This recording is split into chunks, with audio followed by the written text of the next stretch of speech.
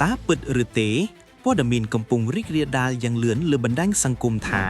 នាយករដ្ឋមន្ត្រីអ៊ីស្រាអែលប៊ិនយ៉ាមីនណេតាន់យ៉ាហ៊ូបានស្លាប់តើនេះជាការពិតឬគ្រាន់តែជាពាក្យចចាមអារាមធម្មតា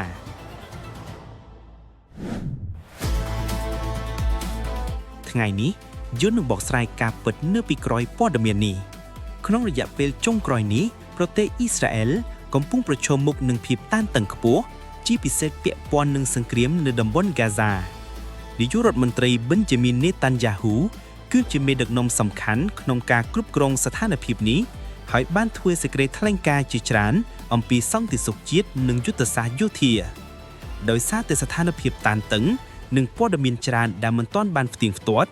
ពាក្យចចាមអារាមបានចាប់ផ្ដើមរីករាលដាលយ៉ាងឆាប់រហ័សតាមបណ្ដាញសង្គមដូចជា Facebook និង TikTok ពាក្យចចាមអារាមថានាយករដ្ឋមន្ត្រីអ៊ីស្រាអែលប៊ិនយ៉ាមីនណេតាន់យ៉ាហ៊ូបានស្លាប់មិនមានការបញ្ជាក់ពីប្រភពផ្លូវការណាមួយឡើយមកដល់ពេលនេះគ្មានសេចក្តីប្រកាសពីរដ្ឋាភិបាលអ៊ីស្រាអែលគ្មានការផ្សាយពីសារព័ត៌មានអន្តរជាតិធំៗនិងគ្មានភស្តុតាងជាក់លាក់ណាមួយជាក់ស្ដែងព័ត៌មានបែបនេះភាគច្រើនកើតឡើងដោយគណនីคล้ายៗវីដេអូកែច្នៃដែលបង្កើតដោយ AI ឬការបកស្រាយខុសពីព្រឹត្តិការណ៍ពិតក្នុងពេលដែលមានវិបត្តិឬសង្គ្រាមព័ត៌មានคล้ายៗតែងតែរីករាលដាលយ៉ាងឆាប់រហ័សដោយសារមនុស្សមានអារម្មណ៍ភ័យខ្លាចនិងចង់ដឹងព័ត៌មានថ្មីៗ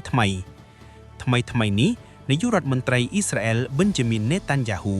បានបង្ហាញខ្លួនវិញជាសាធារណៈតាមរយៈគណនី Facebook ផ្លូវការរបស់លោកក្នុងវីដេអូដែលបានបង្ហោះលោកបានបង្ហាញថាលោកនៅមានសុខភាពល្អនិងបន្តធ្វើការដឹកនាំប្រទេសអ៊ីស្រាអែលដដែល